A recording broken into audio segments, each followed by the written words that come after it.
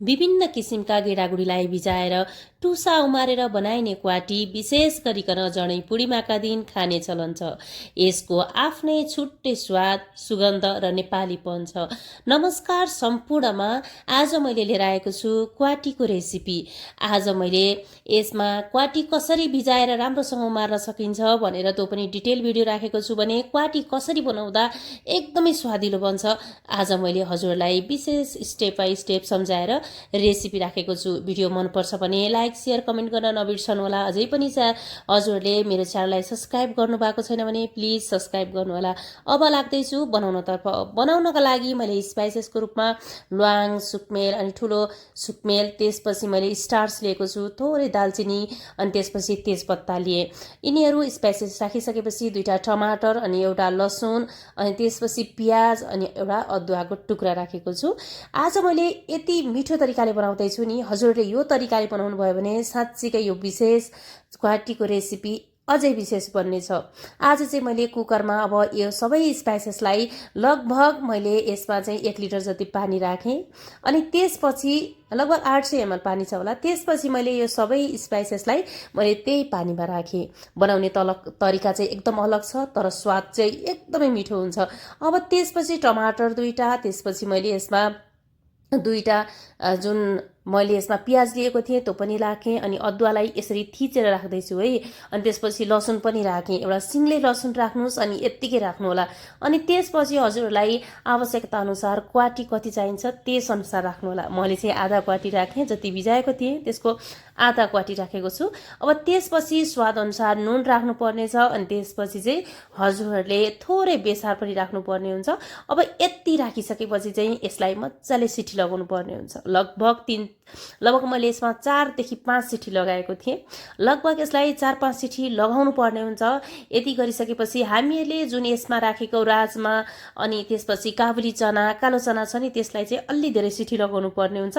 त्यस कारणले चाहिँ यसलाई मैले यसमा चाहिँ मैले 4-5 सिटी लगाएँ।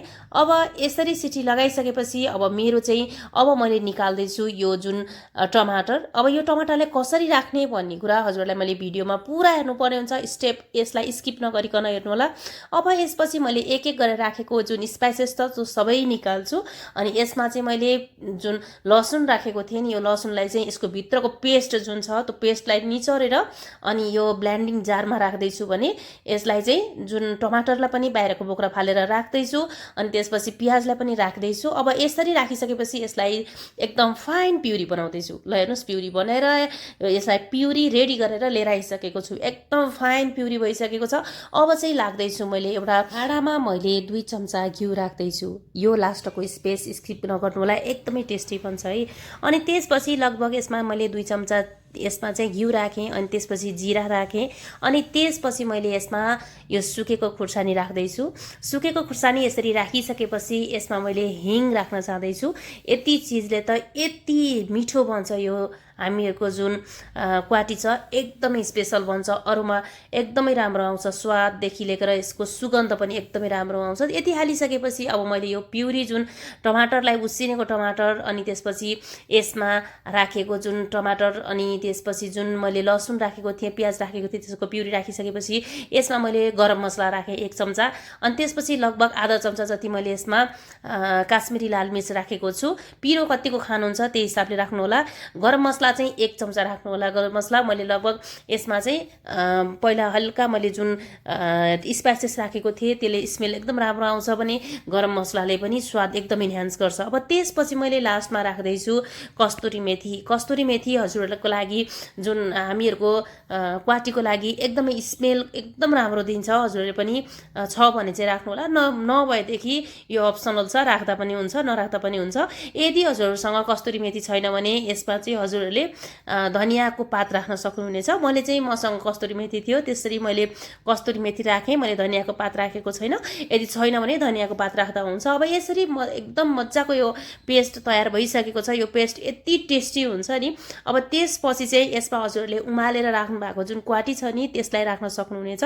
अब यसरी क्वाटी राखिसकेपछि हजुरहरूले चाहिँ यसलाई चाहिँ राम्रोसँग चलाएर एकछिन पकाउनु पर्ने हुन्छ। यो तेजपत्ता पनि म बाहिर निकालेर फाल्दैछु। जुन बाँकी स्पाइसेस थियो नि, त्यो स्पाइसेस चाहिँ उमालिसकेपछि पछि चाहिँ त्यसको जति पनि अरोमा आउन पर्ने थियो, त्यसको स्मेल आउन पर्ने थियो, त्यो स्वाद स्मेल सबै यसमा आइसकेपछि चाहिँ अरू बाँकीलाई चाहिँ निकाल्दा हुन्छ, केही फरक पर्दैन, निकालेर फ्याँक्दा हुन्छ। अब त्यसपछि यसलाई मैले लगभग 8-9 मिनट जति लो फ्लेममा एकछिन पकाउन छोडिदिन्छु। पकाइसकेपछि त यति मजाको स्मेल आएको छ, खाना पनि यति टेस्टी भएको थियो यो रेसिपी। हजुरहरूले पनि अहिलेको जुन यो वर्षको जनै पूर्णिमामा चाहिँ यसरी बनाउनु होला, एकदमै टेस्टी बन्छ। हजुरहरूलाई मेरो यो स्टाइलले बनाउनु भयो भने हजुरहरूलाई कस्तो लाग्छ, मेरो च्यानलमा चाहिँ हजुरहरूले आफ्नो अनुभव सेयर गर्न सक्नुहुनेछ। हजुरहरूले कमेन्ट गर्दा मलाई एकदम खुसी लाग्छ, मलाई नयाँ नयाँ भिडियो बनाउनका लागि प्रेरित गर्दछ। त्यस कारणले चाहिँ हजुरले यो कमेन्ट गर्न चाहिँ नछोड्नु होला। अब चाहिँ मैले क्वाटी कसरी उमार्ने भनेर चाहिँ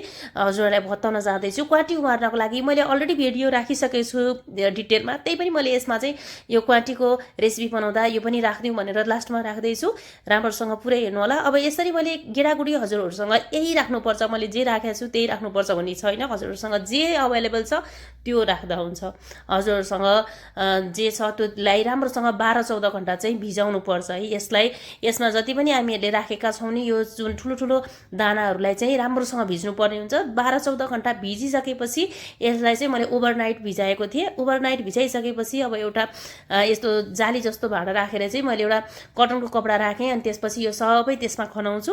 अनि खनाइसकेपछि यसलाई चाहिँ मैले एउटा गाँठो पारेर झुन्ड्याउँछु, जसले गर्दा हामीहरूको जुन स्प्राउट छ, जुन दानाहरू छ गेडागुडी, त्यो गेडागुडी चाहिँ एकदम राम्रोसँग स्प्राउट निक्लिन्छ।